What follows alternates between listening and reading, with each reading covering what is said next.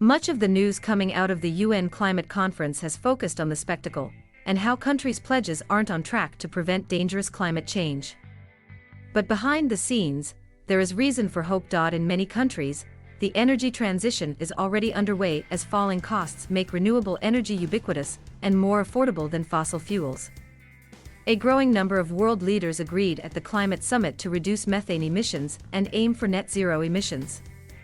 Over 40 countries committed to phase out unabated coal power in the next 2 decades. The challenge for government officials now is figuring out how to help scale up clean energy dramatically while reducing fossil fuel emissions, and still meeting the rapidly growing energy demands of billions of people in developing and emerging economies. With an ongoing energy crisis creating shortages and record high prices in several countries, navigating this early stage of the energy transition requires thoughtful policies and well-prioritized plans.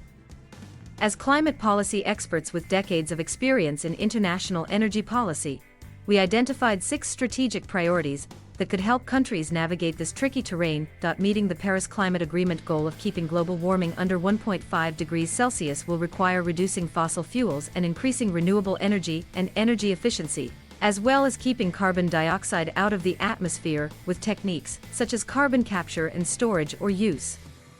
International Renewable Energy Agency. Only a few countries, states and regions currently have a carbon price that is high enough to push polluters to cut their emissions. A price on carbon, often created through a tax or carbon market system, captures the cost of harms caused by greenhouse gas emissions that companies don't currently pay for, such as climate change, damage to crops and rising healthcare costs. It is particularly critical for power production and energy-intensive industries. One goal of the Glasgow negotiations is to write rules to help carbon markets function well and transparently. That's essential for effectively meeting the many net zero climate goals that have been announced by countries from Japan and South Korea to the US, China, and those in the European Union. It includes rules on the use of carbon offsets, which allow individuals or companies to invest in projects elsewhere to offset their own emissions. Carbon offsets are currently highly contentious and not delivering trustworthy emissions credits. Shipping, road freight and industries like aluminum, cement and steel are all difficult places for cutting emissions, in part because they don't yet have tested, affordable replacements for fossil fuels. While there are some innovative ideas, competitiveness concerns such as companies moving production out of the country to avoid regulations have been a key barrier to progress. Europe is trying to overcome this barrier by establishing a carbon border adjustment mechanism, which would tax imports of goods that didn't face the same level of carbon taxes at home. The United States and the European Union also announced at the summit that they would work to negotiate a global agreement to reduce the high emissions in steel production. It is clear that coal, the most carbon-intensive fossil fuel, needs to be phased out fast, and doing so is critical to both the U.N.'s energy and climate agendas. Given that more than half of global coal is consumed in China, its actions stand out, although other emerging economies such as India, Indonesia and Vietnam are also critical.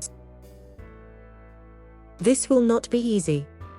Notably, half of the Chinese coal plants are less than a decade old, a fraction of a coal plant's typical lifespan.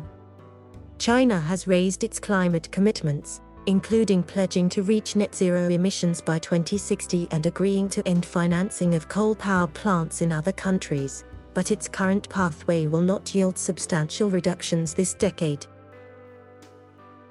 A major announcement by India's Prime Minister at the COP around a net zero goal for his country by 2070, with interim targets for ratcheting down emissions before then, is an early win. Indonesia and Vietnam signed on to the pledge to phase out unabated coal power, but Indonesia included some caveats. It said it would consider accelerating coal phase-out into the 2040s, but made that conditional on receiving more international financial and technical assistance. Support for innovation has brought cutting-edge renewable power and electric vehicles much faster than anticipated. More is possible.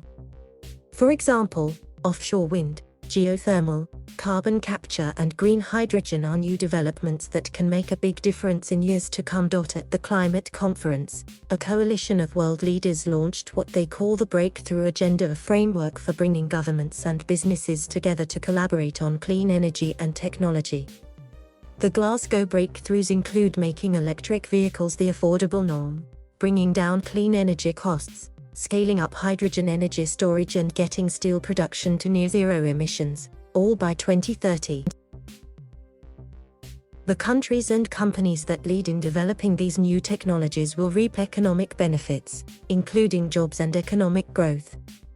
More opportunities exist in market design, social acceptance, equity, regulatory frameworks and business models. Energy systems are deeply interconnected to social issues, so changing them will be successful only if the solutions look beyond the technology to societal needs.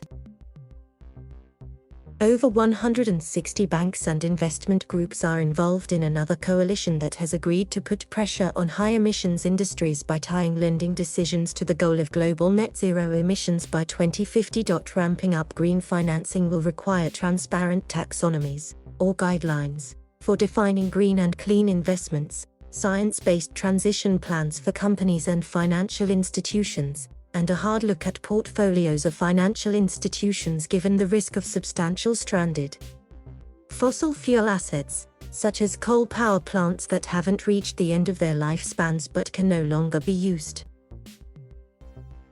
Meeting the transition funding needs of developing economies should be a high priority. The Biden administration announced a sweeping set of rules on November 2, 2021, for reducing emissions of methane, a greenhouse gas many times more potent than carbon dioxide that comes from leaking oil and gas infrastructure, coal mines, agriculture and landfills.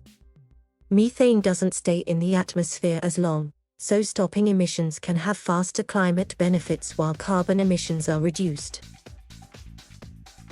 The US and the European Union also launched a new global pledge to cut methane emissions by nearly 1/3 by 2030.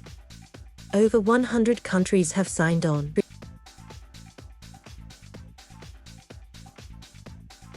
Thank you for watching.